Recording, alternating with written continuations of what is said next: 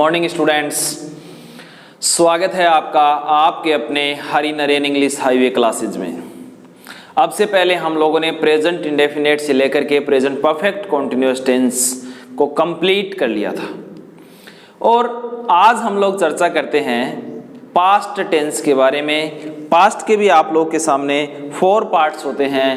Number 1 पे simple past या past indefinite tense, number 2 पे पास्ट कॉन्टिन्यूअस या पास्ट प्रोग्रेसिव टेंस और नंबर 3 पे पास्ट परफेक्ट टेंस और 4 नंबर पे पास्ट परफेक्ट कॉन्टिन्यूअस टेंस। आज हम लोग चर्चा करते हैं सिंपल पास्ट या पास्ट इंडेफिनेट टेंस के बारे में। इस टेंस की क्या हेल्पिंग वर्ब है, क्या मेन वर्ब है, कौन सी एडवर्ब है, क्या आइडेंटिफिकेशन रहती है, किस प्रकार से आप लोगों को रिप्लाई आंसर करना होता है, ये सभी बातें आज हम इस टेंस में पढ़ते हैं।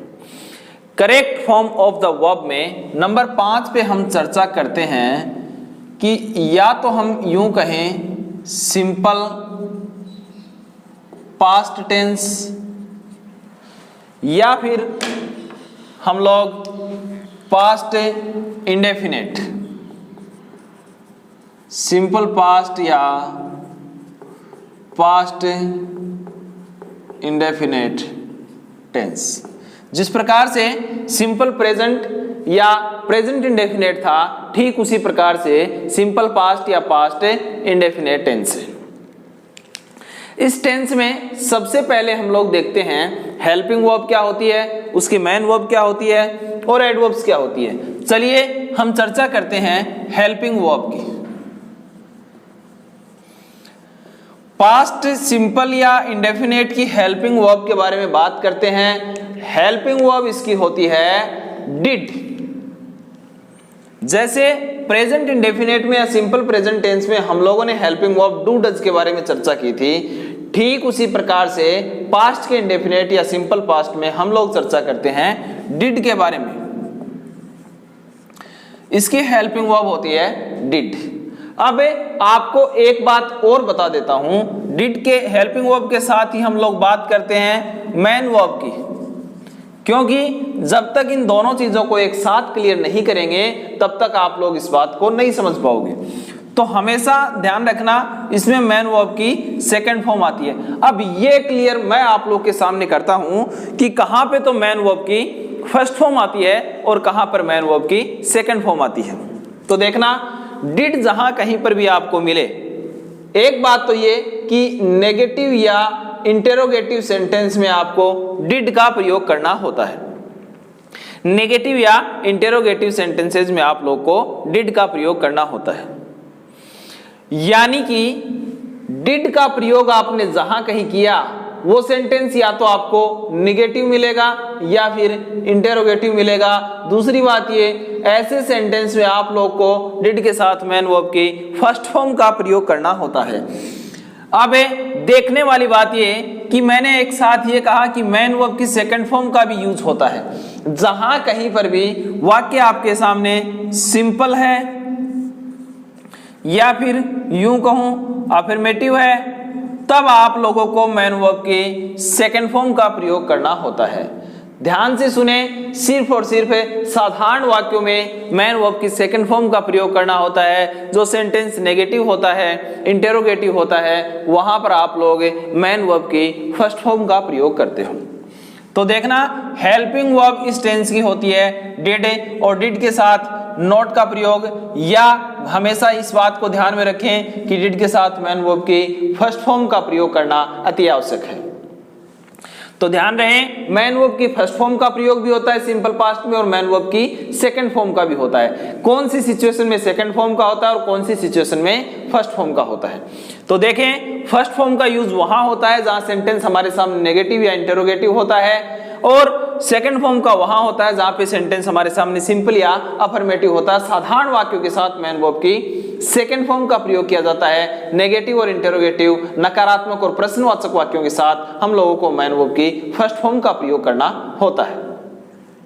अब इस टेंस की कुछ एडवर्ब्स के बारे में चर्चा करते हैं ताकि आप लोग सेंटेंस के अंदर उन एडवर्ब्स को देखो और देखते ही पहचान जाओ कि हाँ ये जो एडवर्ब है वो सिंपल पास्ट की है। और सिंपल पास्ट के अंदर हम लोगों को अगर नेगेटिव सेंटेंस है तब तो डिड के साथ मैन वर्ब की फर्स्ट फॉर्म का प्रयोग करना होता है, और अफर्मेटिव सेंटेंस है तब हम लोगों को मैन वर्ब की सेकंड फॉर्म का प्रयोग करना होता है। तो देखिए सबसे पहले हम लोग इनकी एडवर्ब्स के बारे में चर्चा करते हैं। एडवर्ब्स क्या क्या होती हैं। सबसे पहली एडवर्ब आप लोग को मिलेगी yesterday,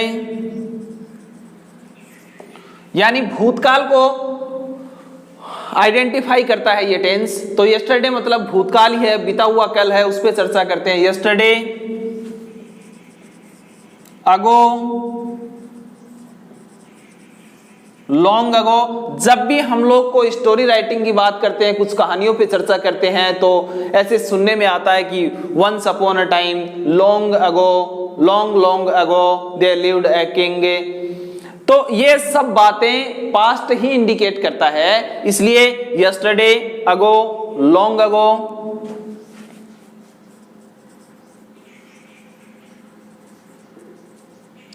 10 minutes ago, once upon a time,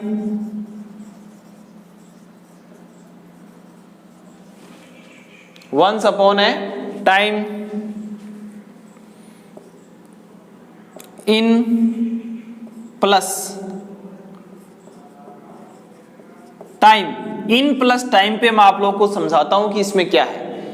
in plus time का मतलब एक तो आपको इन प्रीपोजिशन मिले और टाइम 1947 मिल गया, 2010 मिल गया, कोई भी पास्ट का टाइम 2019 मिल गया, ऐसे आप लोगों को ध्यान में रखना है। जैसे एक किसी भी वर्ड के साथ LAST लास्ट का मतलब ये पास्ट को इंडिकेट करता है, बीता हुआ टाइम शो कर रहा है। तो जैसे last day, last week, last month, last year, last Sunday, last Monday, as soon as, as soon as, ये जस्ट नाउ, ये इतनी जो एडवर्ब्स हैं ये हम लोगों को पास्ट के इंडेफिनेट में मिलती हैं। मैंने आप लोगों को कोई ज्यादा एडवर्ब्स नहीं बताई, बहुत ही आसान काम है, आसान तरीका है। आपको जरूरत है तो सिर्फ और सिर्फ इधर ध्यान देने की। आप देखेंगे सिंपल पास्ट टेंस या पास्ट इंडेफिनेट टेंस की चर्चा करते हैं, उनमें एडवर्ब्स की बात करते हैं। Yesterday, ago, long ago, 10 minutes ago, once upon a time, in plus time. In plus time का मतलब इन प्रीपोजिशन के साथ कोई भी ईयर आए। In 1947, 2010, 2019, last day, last week, last month, last year, last Sunday, Monday, जनवरी, फरवरी, जो भी आपको मिले, as soon as, just now, etc. adverbs are used in past indefinite tense।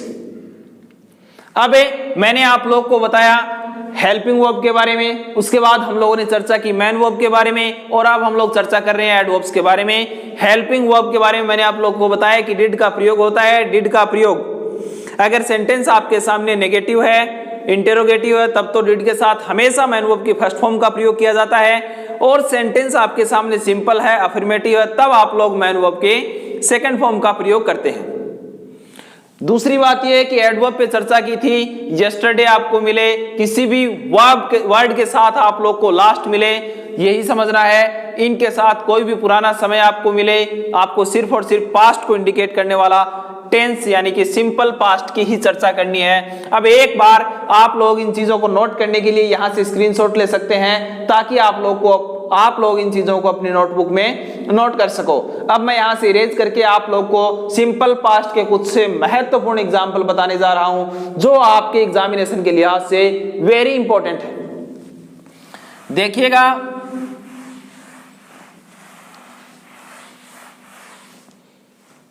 Sentence आप लोगों के सामने दुनिया भर के COLUM कोलंबस ब्लैंक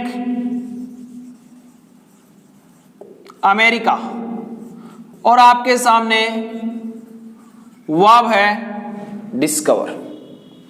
सेंटेंस आप लोग के सामने है सी ब्लैंक इन जयपुर यस्टरडे, और वर्ब आपके सामने है परफॉर्म। सेंटेंस आप लोगों के सामने है Mahesh a plant here 2 days ago. Verb आपके सामने है प्लांट। ये 3 सेंटेंस आप लोग एक बार समझने की कोशिश करें। सबसे पहला सेंटेंस आपके सामने है कोलंबस ब्लैंक अमेरिका, और वर्ब आपके सामने है डिस्कवर। कोलंबस ने अमेरिका की खोज की, यह बात जग जाहिर है कि आजकल में नहीं, या ऐसा भी नहीं है कि करेगा, यह बात सबको मालूम है, पढ़ने वाले बच्चों को। मैं सेफर्ड्स की बात नहीं कर रहा। कोलंबस ब्लैंक अमेरिका, तो कोलंबस डिस्कवर्ड अमेरिका, यानी कि अतीत की बात है, पास्ट की बात है। कोलंबस ने अमेरिका की खोज की, तो ये सब बातें पास्ट में आती हैं। और आप देखना यहां पर सिंपल पास्ट यानी साधारण वाक्य है, डिस्कवर के साथ नॉट का प्रयोग नहीं हुआ है। अगर होता तो Columbus did not discover America होता, लेकिन बहुत ही आसान सा बिंदु है, कोलंबस डिस्कवर्ड अमेरिका होगा। अब नंबर 2 पे हम चर्चा करते हैं, she blank in Jaipur yesterday perform. तो अब परफॉर्म के साथ कोई नोट नहीं, साधारण वर्ब है। आप देखोगे सी परफॉर्म्ड इन जयपुर यस्टरडे, उसने कल जयपुर में परफॉर्म किया, यानी कि यस्टरडे आ रहा है, परफॉर्म की सेकंड फॉर्म परफॉर्म्ड होगी। ऐसे सेंटेंस में आप लोग को पहचानना है, इन एडवर्ब्स की वजह से आप लोग पहचानोगे। अगला सेंटेंस आपके सामने है, Mahesh blank a plant here 2 days अगो। 2 दिन पहले महेश ने यहां पर एक पौधा लगाया, यानी कि 2 days अगो आपको ये बता रहा है कि पास्ट को इंडिकेट करने वाला है। तो प्लांट की सेकंड फॉर्म होगी आपके सामने प्लांटेड। आप मेरी इन बातों को समझ रहे होंगे। सेंटेंस आपके सामने है,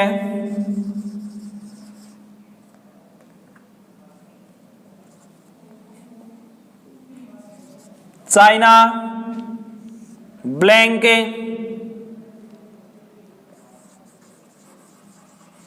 इंडिया इन्वेड। तो फिर ऐसे सेंटेंस में मैन वर्ब की सेकंड फॉर्म आपके सामने इन्वेडेड। ये तमाम जो वर्ब्स हैं, तमाम जो सेंटेंसेस हैं, ये सिर्फ और सिर्फ पास्ट को इंडिकेट करते हैं। इंडिया गोट फ्रीडम इन 1947। ये सभी सेंटेंस आप लोगों को सिंपल पास्ट में दिखाई देते हैं। आप लोग के सामने कुछ और सेंटेंस रखता हूं मैं, once upon a time, once upon a time,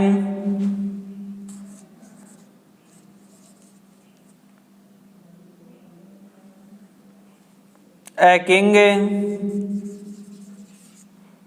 blank